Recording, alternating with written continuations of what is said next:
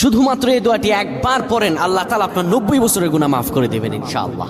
আপনার 90 বছরের গুনাহ মাফ হয়ে যাবে শুধুমাত্র এই দোয়াটি যদি একবার পড়তে পারেন। আপনার ভাগ্য খুলে যাবে, রিজিকে বরকত আসবে, মনের ন্যাক আশা পূরণ হবে, আল্লাহ আপনার সব দোয়া কবুল করে দিবেন। সুবহানাল্লাহি ওয়া বিহামদি।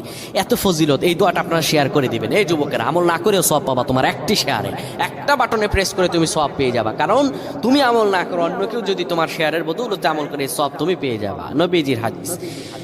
আমার ভাইয়েরা, আল্লাহর কাছে দোয়া করা, আল্লাহর কাছে দোয়া চাওয়া, এটি হলো মুমিনদের কাজ। আমার আল্লাহ বান্দাকে বলেন, বান্দারে উদউনি আস্তাজিব লাকুম, আমার কাছে চাও, আমার কাছে চাইলে আমি আল্লাহ তোমাকে দিয়ে দিব। কেউ যদি একবারে দোয়াটি পড়তে পারে, দোয়াটি হলো রব্বি ইন্নী যালামতু নাফসি ফাগফিরলি। কেউ যদি এই দোয়াটা একবার পড়তে পারে, আমার আল্লাহ তাআলা তার 90